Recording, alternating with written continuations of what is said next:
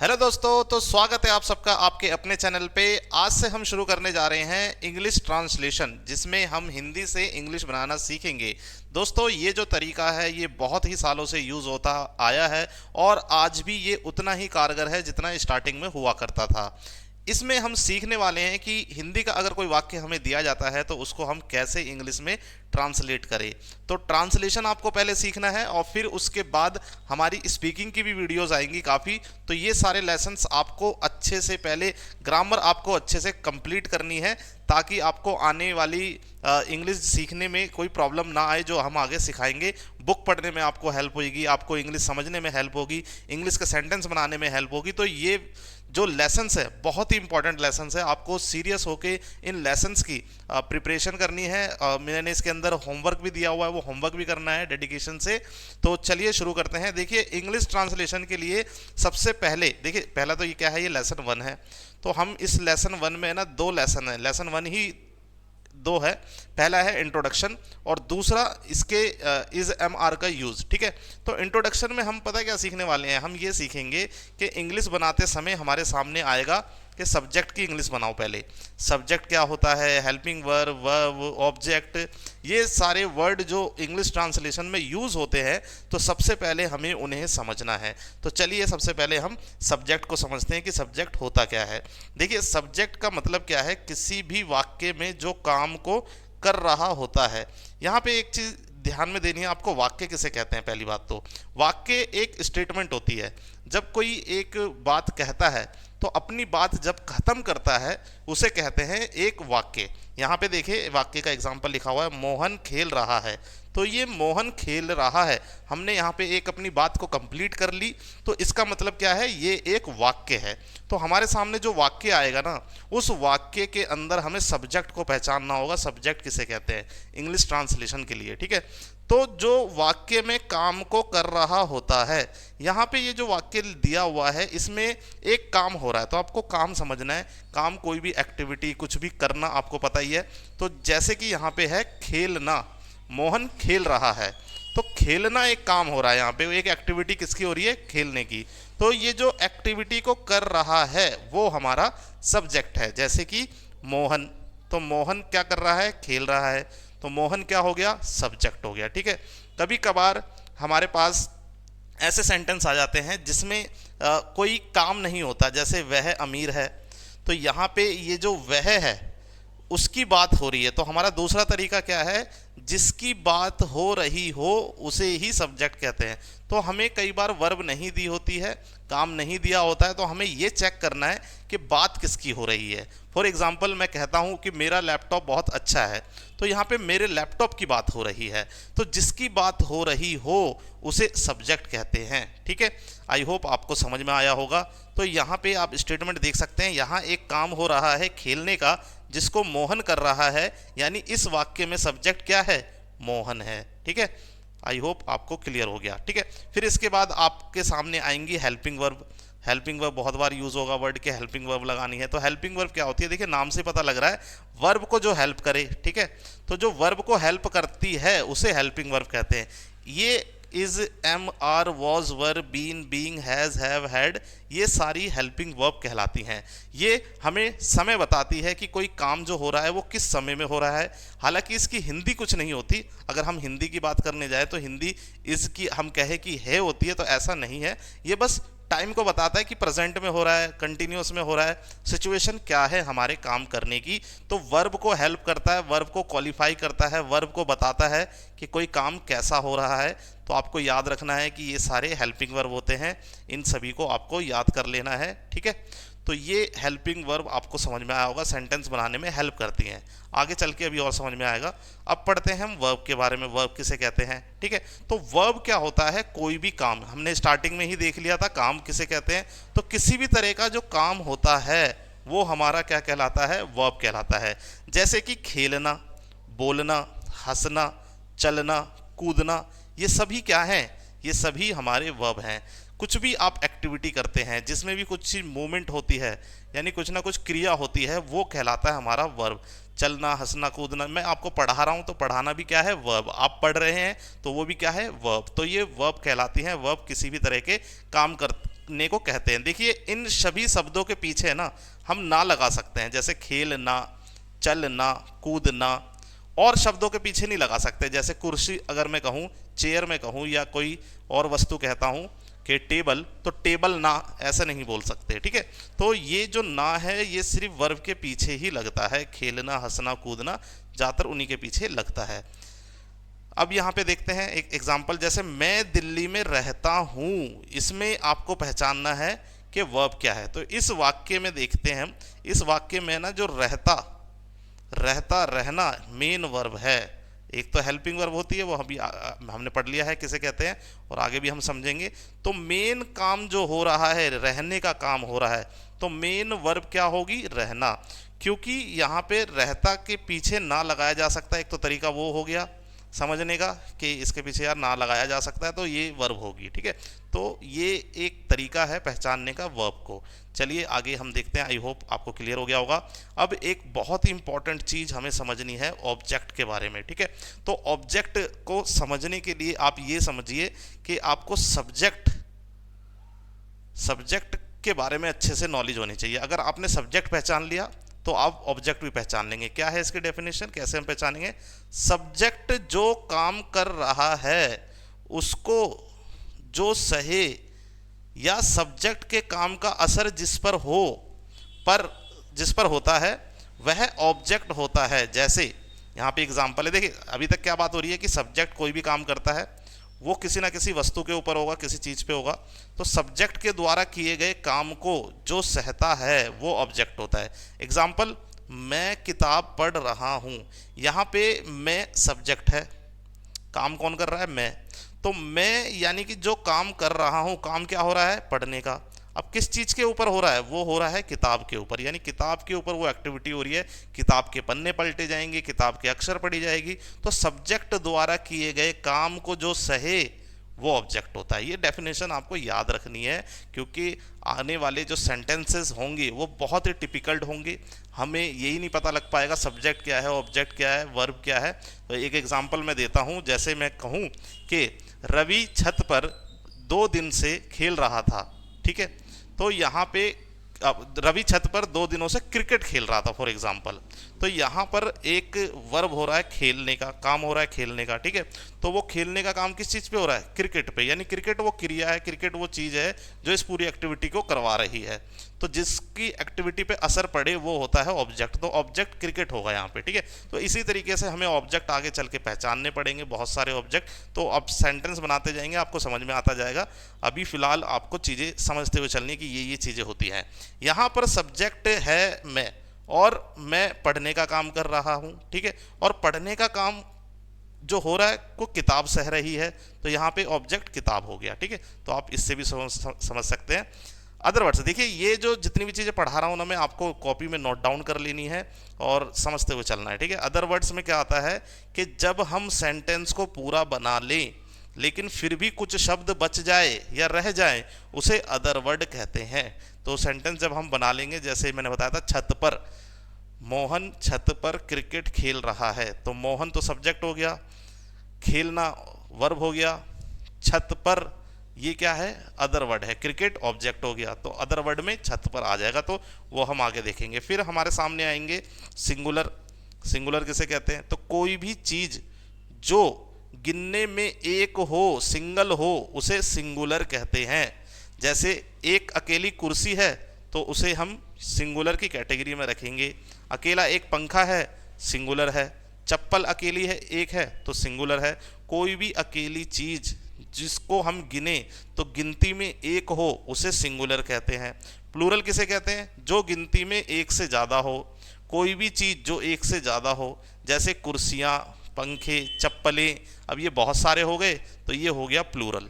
I hope आपको समझ में आया होगा।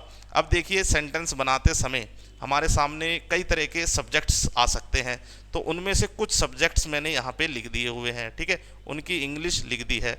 जैसे कि वह, ये 3 तरह का होता है, देखो तीनों वह है। इसको आम बोलचाल में ना हम वो भी बोलते हैं। जैसे वह मेरा दोस्त है, तो उसको हम आम बोलचाल में क्या बोल देते हैं, वो मेरा दोस्त है। तो बात एक ही है, वह बोल लो, चाहे वह बोल लो, वह बोल लो या वो बोल लो, क्योंकि जो वह है वो शुद्ध हिंदी है।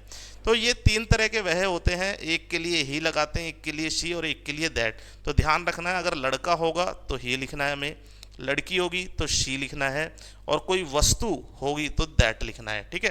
फिर इसके बाद यह की इंग्लिश दो होती है, दिस और इट। आई की इंग्लिश में तुम, आप या तू, तीनों के लिए हम यू का यूज़ करते हैं। हम की इंग्लिश होती है वी, और दे होती है वे की इंग्लिश। देखो वो और वे में अंतर है। वे का मतलब होता है बहुत सारे लोग, जैसे एक व्यक्ति के बारे में बता रहा हूँ और वो दूर खड़ा हुआ है, अगर मैं कहना चाह रहा हूँ कि वह अध्यापक हैं, तो अकेला व्यक्ति है। अगर मैं बहुत सारे अध्यापकों के बारे में कहूँ और वो मुझसे दूर हैं, तो मैं किसी बंदे को कैसे बताऊंगा, वे अध्यापक हैं, वो सारे ही अध्यापक हैं, वे सभी अध्यापक हैं, तो वे अध्यापक हैं, वह अध्यापक है नहीं बोलूंगा, ठीक है। तो ये वे उसलिए यूज होता है जब एक से ज़्यादा लोग हो और हमसे दूर हो और हम किसी को बता रहे हो कि वो देखिए वो सारे अध्यापक हैं, तो वे अध्यापक हैं, ठीक है। ये कुछ हमारे सब्जेक्ट्स हो सकते हैं। फिर उसके बाद हमारे सब्जेक्ट ये हो सकते हैं कि जैसे आपने हिंदी में सुना होगा, जैसे मेरा भाई, मेरी कार, मेरे पैसे, इस तरीके के जो शब्द होते हैं, इन सभी के लिए जो इंग्लिश बनती है वो माई बनती है, ठीक है। तो मेरा, मेरी, मेरे, इसकी इंग्लिश क्या होगी, माई। अब इसके साथ है ना एक वर्ड जरूर जुड़ा हुआ मिलेगा आपको, ये पजेसिव प्रोनाउन होते हैं, वो आगे चल के मैं बताऊंगा। तो पजेशन यानी कि अधिकार है आपका। तो मेरे क्या, जैसे कपड़े, मेरा घर, मेरी बहन, मेरे माता पिता, जब भी ऐसे बोलना हो तो यहाँ पे एक वर्ड जरूर आएगा। वो वर्ड कुछ भी हो सकता है, कुछ भी सेंटेंस में हो सकता है, जैसे मेरे जूते काले हैं, मेरी किताब मोटी है, इस तरीके से। तो यहाँ पे मेरी किताब, कुछ भी वर्ड हम डालेंगे तो असल में माई लिखना है, ठीक है, माई लिखना है। और माई के बाद जैसे किताब है आगे तो बुक लिख देना है, माई बुक, ठीक है। तो इस तरीके से हमें ये जो वर्ड हैं इनकी इंग्लिश बनानी है। जैसे तुम्हारा, तुम्हारी, तुम्हारे, इनके लिए योर लगाना है और उसके साथ जो वर्ड होगा उसकी इंग्लिश। हमारा, हमारी, हमारे, इसके लिए आर लगाना है, आवर या आर कुछ भी बोल लो आप, तो उसके बाद जो वर्ड होगा वो लगाना है। उसका, उसकी, उसके, इसके लिए हिज लगाना है, या उसका, उसकी, उसके हो तो इसके लिए हर लगाना है। दोनों में डिफरेंस क्या है, लड़का होगा, देखो दोनों शब्द सेम है, उसका, उसकी, उसके, लेकिन लड़का होगा तो हिज लगाना है, लड़की होगी तो हर लगाना है। लड़कों के लिए क्या लगता है, हिज, और लड़कियों के लिए हर। जैसे मेरे को बोलना हो कोई लड़का है, उसकी किताब बहुत अच्छी है, तो उसकी किताब अच्छी है तो हिज बुक। अगर कोई लड़की है, अगर उसकी किताब बहुत अच्छी है तो मैं बोलूँगा हर बुक, ठीक है। तो हर लगाते हैं किसके लिए, लड़कियों के लिए। तो आई होप आपको क्लियर हो गया होगा कि कितने तरह के सब्जेक्ट होते हैं। अब चलते हैं हम अपने लेसन 1, जैसा कि मैंने कहा था लेसन 2 है ये, और नाम एक ही है लेसन 1, क्योंकि लेसन 1 थोड़ा सा बड़ा है, तो इस वजह से हमने लेसन 1 को ही आगे कंटिन्यू लेसन 1 के नाम से ही किया हुआ है। अब यहाँ पे आप देखेंगे कि हम सबसे पहले ट्रांसलेशन सीखने जा रहे हैं, यूज करने जा रहे हैं किसका, इज का, एम का और आर का। वैसे तो बहुत जगह यूज होता है, लेकिन जो इसका सबसे सिंपल यूज है छोटे से सेंटेंस बनाने में, वो यूज हम पढ़ेंगे। तो हम चेक करेंगे कि जिन वाक्यों के अंत में अगर है लिखा हुआ आ रहा हो, हूँ या हो आ रहा हो, तो उसमें कोई वर्ब ना हो, वर्ब का यूज ना किया गया हो, तो ऐसे वाक्यों को इज एम आर के तरीके से बनाया जाता है, ठीक है। ये इसकी पहचान है। इज एम आर कहाँ पे यूज करना है, कि जब लास्ट में हे, हूँ या हो आए। इसका रूल क्या है जी, कैसे बनाएंगे, तो मैंने याद करो बताया था कि सबसे पहले सब्जेक्ट आपको पहचानना है, उसकी इंग्लिश बनानी है। सब्जेक्ट के अकॉर्डिंग इज एम आर में से एक चीज़ लगानी है, और फिर अंत में आपको ऑब्जेक्ट लिख देना है। तो ये चीज़ तो समझ में आई कि सबसे पहले सब्जेक्ट, फिर हेल्पिंग वर्ब और ऑब्जेक्ट। लेकिन हमें ये नहीं पता लग रहा helping verb is am are जो है वो कब लगानी है, किसके साथ लगानी है। तो हमें सब्जेक्ट चेक करना है। अगर हमारा सब्जेक्ट ही है या शी है, इट, दिस, दैट, या किसी का नाम है या कोई अकेली चीज़ है, तो हमें किसका यूज़ करना है, इज का। अगर हमारा सब्जेक्ट आई है, यानी मैं लिखा हुआ है, और मैं की इंग्लिश हमने आई बनाई, तो उसके बाद हमें एम लिखना है। वहीं अगर यू, वी, दे प्लूरल है, तो हमें क्या करना है, आर लिखना है। तो ये चीज़ हमें ध्यान रखनी है, आपको याद हो जाएगी। आप बनाएंगे सेंटेंस तो कोई बहुत बड़ा रूल कुछ भी नहीं है, बेसिक सी चीज़ें हैं, आप बनाओगे तो आपको समझ में आता जाएगा। देखो जैसे कि यहाँ पे एग्जाम्पल है, वह मेरा भाई है, तो वह क्या है, सब्जेक्ट। तो सबसे पहले सब्जेक्ट की इंग्लिश बनाई, सब्जेक्ट के अकॉर्डिंग इज एम आर में से एक चीज़ लिखी, और फिर ऑब्जेक्ट जो बच गया वो क्या हो गया, माई ब्रदर। ठीक है, तो मैंने बताया था जैसा कि जो मेरा होगा उसके साथ कोई ना कोई शब्द जरूर होगा। तो यहाँ पे देखो आप, मेरा के आगे क्या लिखा हुआ है, भाई। तो मेरा भाई दोनों साथ में लिखना है, अलग अलग नहीं कर सकते आप इसको। तो ही इज माई ब्रदर, ऐसे इंग्लिश होगी। तुम ईमानदार हो, तो वही पहले सबसे पहले सब्जेक्ट तुम हो गया, और तुम के साथ यानी यू के साथ आर लगाया जाता है। यहाँ पे देख सकते हैं आप रूल में यू के साथ क्या लग रहा है, आर, और फिर ऑनेस्ट लिखा आपने, और ईमानदार की इंग्लिश बना दी, तो यू हो गया यू आर ऑनेस्ट। मैं अमीर हूँ, मैं अमीर की इंग्लिश कैसे बनेगी, आई यानी मैं की इंग्लिश, आई के साथ एम लगाते हैं। रूल को आपको देखना है कि आई के बाद क्या लगाना है। और फिर अमीर की इंग्लिश बची, तो अमीर की इंग्लिश होती है रिच। वैसे ही वह डॉक्टर है, तो लड़की होगी तो शी लगाना है। वह मैंने बताया था 3 तरह के होते हैं, लड़का होगा तो ही, लड़की होगी तो शी, कोई वस्तु होगा तो दैट। यहाँ पे हम मान लेते हैं वो लड़की होगी शायद, जिसके बारे में मैं बात कर रहा हूँ, तो शी लगाया मैंने। ही भी लगा सकते थे, तो जैसा आप जिसके बारे में कह रहे हैं, तो लड़का है तो ही, लड़की है तो शी। तो शी लगा के आपको क्या करना है, यहाँ पे हेल्पिंग वर्ब लगानी है इज। तो आप देख सकते हैं शी के साथ क्या लगता है, हेल्पिंग वर्ब इज।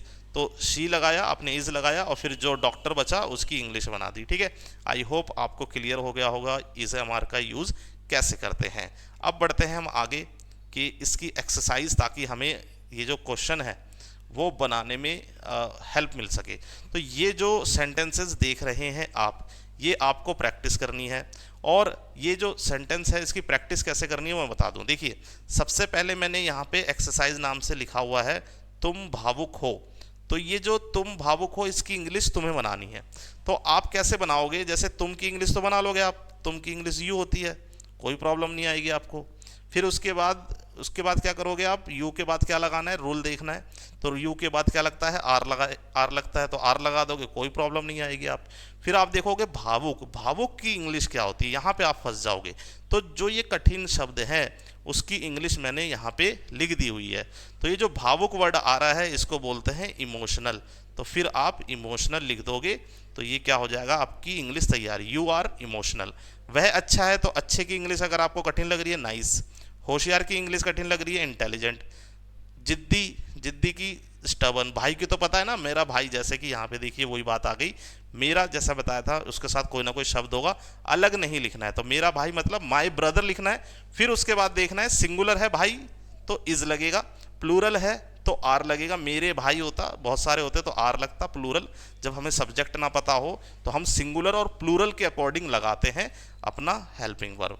तो ये यहाँ पे मेरा भाई आया, और उसके बाद स्टबन किसकी इंग्लिश है, जिद्दी की।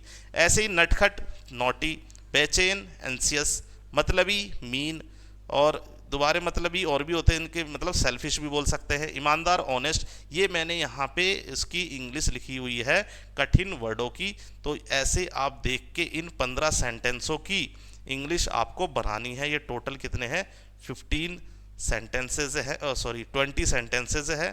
तो आपने ऊपर एक बार स्क्रीनशॉट ले लो, और फिर यहाँ पे 20 के स्क्रीनशॉट ले लो, और आराम से बनाओ इसको पहले। ठीक है, कॉपी एक बनाओ, नोटबुक बनाओ, जिसके अंदर आराम से ये सेंटेंस लिखो।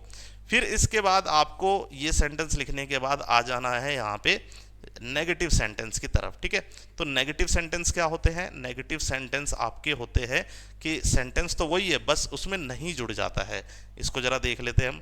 तो नेगेटिव सेंटेंस का जो रूल होता है, तो वही रूल है, subject, helping verb, is am are के बाद तुरंत बाद नॉट लगाना है। ठीक है, नहीं, और फिर ऑब्जेक्ट लगाना है। तो छोटा सा आपको याद रखना है कि सब कुछ तो वही है, बस नहीं के लिए नॉट लगा देना है। जैसे मधु ईमानदार नहीं है, तो यहाँ पे नहीं जुड़ गया, वहाँ पे क्या था, नहीं नहीं था। तो मधु ईमानदार है था, यहाँ पे नहीं आ गया, बस कोई फर्क नहीं है। तो मधु के बाद सिंगुलर है, तो जैसे नाम मैंने बताया था, इज नाम आता है तो इज लगाते हैं। या नाम भी नहीं समझ में आ रहा, तो देखो आप सिंगुलर है, अकेली है मधु, तो इज लगेगा। तो और इज लगाने के तुरंत बाद ही नॉट लगाना है, और ऑनेस्ट बनेगी English, Madhu is not honest. तो ऐसे ही इसकी भी आपको प्रैक्टिस करनी है यहाँ पे। तो मैं सच्चा नहीं हूँ, स्ट्रेट फॉरवर्ड, सच्चे को स्ट्रेट फॉरवर्ड बोलते हैं। यानी ये जो कठिन वर्ड है आपको मैंने उसकी इंग्लिश उसके सामने दे दी हुई है। नरम को बोलते हैं प्लेसिड, और समझदार को बोलते हैं रैशनल। तो इसी तरीके से और भी वर्ड हैं समझदार के लिए, सेंसिबल, बहादुर, प्लकी, तो इस तरीके से मैंने यहाँ पे कई शब्दों की इंग्लिश लिखी हुई है। जैसे दोबारे बहादुर का यूज़ किया है तो ब्रेव भी होता है, प्लकी भी होता है। तो आपको इस तरीके से वर्ड मीनिंग भी याद हो रही है, प्लस में आपके सेंटेंस भी तैयार हो रहे हैं। तो ये भी 20 सेंटेंस है, आप इसका स्क्रीनशॉट लीजिए या वीडियो को पॉज करके लिखिए। तो ये आपका होमवर्क है। इसके जो आंसर हैं वो नेक्स्ट वीडियो में आपको मिलेंगे, ताकि आप उसको चेक कर सके कि आपके आंसर सही थे कि नहीं थे। अब बढ़ते हैं तीसरे तरीके की तरफ, जो कि हमारा होने जा रहा है इंटेरोगेटिव। इंटेरोगेटिव का मतलब होता है प्रश्नवाचक। इसके अंदर है ना सेंटेंस वही होता है, बस उसको एक प्रश्न बना दिया होता है, एक क्वेश्चन बना दिया होता है, ठीक है। तो प्रश्नवाचक का मतलब क्या है? प्रश्न पूछना। जैसे एक सेंटेंस है, तुम ईमानदार हो। अगर हम इसको एक क्वेश्चन बना दें तो क्या बनेगा? ये, क्या तुम ईमानदार हो। तो यहाँ पे क्या जुड़ने की वजह से ना इसकी इंग्लिश चेंज हो जाएगी। लेकिन ध्यान में ये रखना है कि जब सबके आगे क्या जुड़ा हो तो उसके लिए वट का यूज़ नहीं करना। जैसा कि आपने बचपन से सुना होगा क्या की इंग्लिश क्या होती है? वट। ये WH के सेंटेंस होते हैं, वो मैं आगे चल के आपको बताऊंगा। अभी जो फॉर्मेट बता रहा हूँ, जिस तरीके से बता रहा हूँ, आपको वैसे ही समझना है। तो देखिए, सबसे पहले क्या है? क्या लग गया, और फिर तुम ईमानदार हो, ये लग गया। अब इसकी इंग्लिश कैसे बनाएंगे जी? तो इसकी इंग्लिश क्या बनानी है? सबसे पहले इज MR में से एक चीज़ लिखनी है जो कि हेल्पिंग वर्ब होती है। ये हमें कैसे पता लगता है? ये पता लगता है सब्जेक्ट के अकॉर्डिंग। तो सबसे पहले हमें ये देखना है कि तुम आ रहा है ना, तो तुम की इंग्लिश यू होती है और यू के साथ आर लगता है, तो आर पहले लिख दो। आर पहले लिखना है। हम नॉर्मली क्या करते थे? बाद में लिखते थे यू के, तो पहले लिख देना। यानी हेल्पिंग वर्ब उठ के आगे चली गई और कुछ भी चेंज नहीं हुआ। तुम ईमानदार हो तो आर यू हो गया। अब उदार, सॉरी ईमानदार कह रहा हूँ, उदार। उदार को बोलते ब्रॉड माइंडेड, तो ये ब्रॉड माइंडेड उसकी इंग्लिश आ गई। तो देखिए फ्रेंड्स, बहुत ही ईजी है। मैं एक और तरीके से समझा देता हूँ आपको। तो यहाँ पे जैसे वह मेहनती है, आप इतनी की इंग्लिश समझो। वह मेहनती है तो क्या होगा? ही के साथ हेल्पिंग वर्ब लगेगी इज, और मेहनती को बोलते हैं हार्ड वर्किंग। तो मैं HW लिख देता हूँ, क्योंकि ये जो लिखने वाला पेन है ना, वो थोड़ा सा सही से नहीं चलता मेरा। तो बस जितना आपको लिख रहा हूँ, जितना आपको समझ में आ जाए। तो क्या आप मेहनती हैं की जगह हम इसको समझेंगे वह मेहनती है। तो नॉर्मली हम ऐसे लिखते, ही इज़ हार्ड वर्किंग। तो अब क्या करना है आपको? लिखना वैसे ही है, बस ये इज उठ के आगे आ जाएगा। तो अब ये नया सेंटेंस क्या बन जाएगा? Is he hard working. बस सिंपल। तो ये वाले सेंटेंस, इंटेरोगेटिव सेंटेंस बनाना बहुत इजी है। आप जैसे नॉर्मल सेंटेंस बनाते हैं, आपको पहली बार जो मेहनत करनी है, जो स्टार्टिंग में आपको मेहनत करनी है, बस उसके बाद इंटेरोगेटिव हो गया, नेगेटिव हो गया, कितने भी तरह के आपसे सेंटेंस बनाने के लिए बोल दे तो उसमें आपको कोई प्रॉब्लम नहीं आनी चाहिए। बहुत ही सिंपल तरीका होता है बनाने का। और आगे चलते चलते आप लेसन जब करते जाएंगे तो मेरा वादा है आपको सिर्फ एक सेंटेंस में बोलूँगा, आप 6 के 6 तरीके से उसको बना लेंगे कि एक वाक्य को 6 तरीके से बोला जा सकता है। जैसे वह मेहनती है, वह नहीं मेहनती, वह मेहनती नहीं है, क्या वह मेहनती है, क्या वह मेहनती नहीं है, वह मेहनती क्यों है, वह मेहनती क्यों नहीं है। ये जो 6 तरीके होते हैं, ये 6 तरीके से आप सेंटेंस को बहुत ही इजी तरीके से बना लेंगे। तो ये आपका यहाँ से शुरू होता है होमवर्क। तो जैसा कि मैंने आपको पहले भी बताया हुआ, ये कठिन वर्ड की अगर आपको हार्ड लग रही है इंग्लिश, तो यहाँ पे आप देख सकते हैं उसकी चौकस को अटेंटिव बोलते हैं। तो फ्रेंड्स, आपके ग्रामर के साथ साथ ना आपकी वोकैब भी मजबूत होती जा रही है। आपको जो वोकैब है वो भी याद हो रही है, वर्ड मीनिंग वो भी याद हो रही है। दोस्तों, होता असल में क्या है, इंग्लिश जब हम सीखते हैं तो हमें रटना पड़ता है। क्या करना पड़ता है? रटना पड़ता है वर्ब को, सॉरी हेल्प, जो हमारे वर्ड मीनिंग होते हैं इनको। तो रटना नहीं है, उसको जितना ज़्यादा यूज़ करोगे आप, उतना आपको समझ में आएगा उसका यूज़, और उसके मीनिंग भी समझ में आएंगे और वो याद भी रहेंगी लॉन्ग टर्म तक। हमारे साथ यही प्रॉब्लम होती है कि हमें ना उनके मीनिंग को समझते नहीं है, उनके यूज़ को समझते नहीं है, बस उसकी हिंदी और इंग्लिश को समझ के रट के चले जाते हैं। तो उसका जो यूज़ होता है वो अच्छे से यूज़ हमें नहीं आता। इंग्लिश बोलते टाइम घबराते हैं हम, और इंग्लिश बनाते टाइम घबराते हैं। तो वो चीज़ आपको यहाँ पे नहीं होने वाली। आपको लेसन अगर आप ईमानदारी से देखते हुए चलोगे तो ऐसी कोई प्रॉब्लम नहीं आने वाली। इसमें मैंने 15 ही क्वेश्चंस दिए हुए हैं, तो ये 15 क्वेश्चन आपको देखने हैं और समझने हैं। चलिए अब एक और तरह का सेंटेंस देख लेते हैं, जिसको कहते हैं इंटेरोगेटिव नेगेटिव। ठीक है, तो इंटेरोगेटिव नेगेटिव, देखिए इन सभी के आंसर नेक्स्ट वीडियो में मिलेंगे, तो इस वीडियो को आपको कॉपी बना के लिखना है सीरियसली, और नेक्स्ट वीडियो में इसके आंसर्स देखने हैं। तो इंटेरोगेटिव नेगेटिव में असल में क्या होता है, क्या वाला ही होता है, बस उसमें नहीं जुड़ जाता है। तो सिंपल सा है, ये भी कुछ नहीं है। तो तुम उदार नहीं हो, ये तो हमें आता ही था। You are not broader minded, बस उसके आगे क्या करना है, आर को पहले लिख देना है, क्योंकि क्या पहले लग रहा है। तो इसका मतलब क्या है, इज एम आर पहले लगेगा, सब्जेक्ट बाद में, फिर नोट और फिर ऑब्जेक्ट लगेगा। तो इस तरीके से आप इसकी इंग्लिश बना सकते हैं, बहुत ही ईजी है। तो इसको ऐसे भी समझ सकते हैं कि ये आर यहाँ पे आता, अगर क्या नहीं होता तो you are not broad minded होता, तो ये आर हमने यहाँ पे पहले लगा दिया, बस और कुछ भी नहीं है। तो are you not broad minded हो गया। तो ऐसे ही आपको इसकी भी इंग्लिश बनाते हुए चलनी है। ये आपका होमवर्क है, इस होमवर्क को आप पूरा करके कॉपी में लिखिए, ईमानदारी से लिखिए, और जब कल इसके आंसर्स मैं बताऊंगा, आपको जो लेसन 2 है शुरू कराऊंगा, तो उसमें सबसे पहले आंसर्स दूंगा।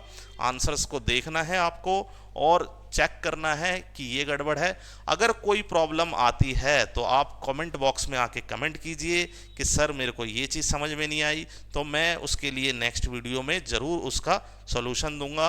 और इन वीडियोस के बाद जैसे कि कई वीडियो जब मैं बना लूँगा 2-3, तो उसके बाद आपके लिए एक डाउट क्लास भी रखूँगा। तो डाउट क्लास में हो सके तो लाइव चलाऊँगा, नहीं तो आपके क्वेश्चंस को लिख के बोर्ड पे समझा दूंगा सारी चीज़ें दोबारे, ठीक है। तो सीरियस होके आपको पढ़ना है। अगर आप सीरियस होंगे तभी ये सेंटेंसेस सीख पाएंगे, वरना अभी तक तो जैसा कि था, इंग्लिश नहीं आती, तो आगे चल के भी आपको इसी तरीके से नहीं आने वाली। आई होप आपको ये पूरा लेसन समझ में आया है। तो तो बच्चों हम मिलेंगे नेक्स्ट वीडियो में। Till then, bye bye, take care.